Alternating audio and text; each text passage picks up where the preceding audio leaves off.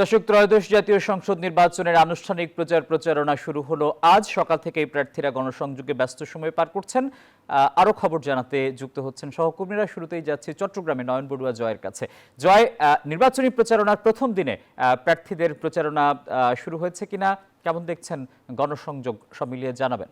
ধন্যবাদ আসিফ টিপু আপনাকে। সকাল থেকে এবার প্রার্থীরা কিন্তু নেমে পড়েছেন, যেহেতু আজকে গণসংযোগের প্রথম দিন ছিল, তার কারণে কিন্তু গণসংযোগে তারা নেমেছেন।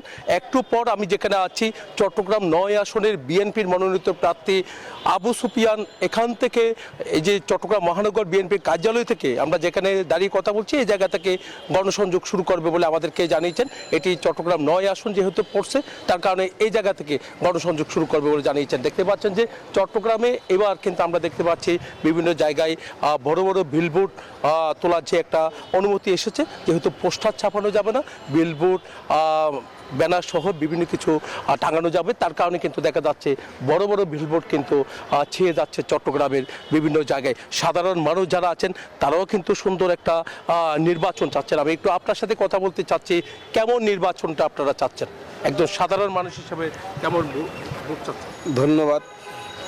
আমরা বরাবরই প্রত্যাশা করছি জনগণের অংশমূলকভাবে একটা স্বতঃস্ফূর্ত নির্বাচন চাই, যেটা দীর্ঘ 17 বছর ফ্যাসিস্ট সরকার আমলে জনগণ ভোটের অধিকার প্রয়োগ করতে পারেনি। আমরা মনে করি এইবার হয়তো সেই আশা পূরণ হবে। এই ছিল আমার এখানকার সর্বশেষ।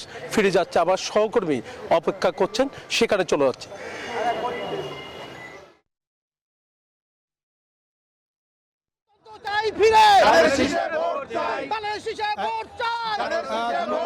আপনি জানেন যে সারা দেশেই মূলত আজকে প্রথম দিন মূলত প্রচারণা শুরু হয়েছে উৎসব মুখর পরিবেশে। 12 তারিখ নির্বাচনকে কেন্দ্র করে কিন্তু উৎসব মুখর পরিবেশে প্রচারণা শুরু হয়েছে।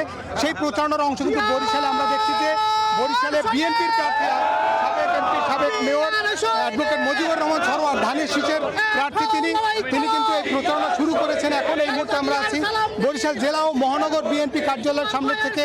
তিনি দোয়া মুনাজাতের মাধ্যমে আজকের এই প্রচারণা শুরু করেছেন।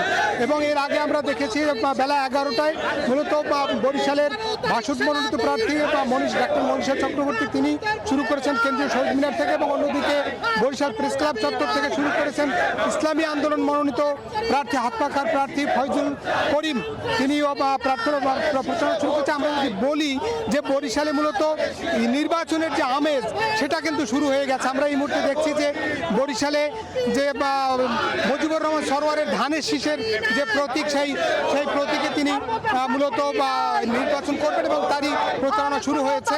এই ছিল মূলত বরিশাল থেকে আমার কাছে প্রথম দিনের যে নির্বাচনী প্রচারণা, সেই প্রচারণার সবশেষ তথ্য। স্টুডিওতে মিরন, ধন্যবাদ আপনাকে।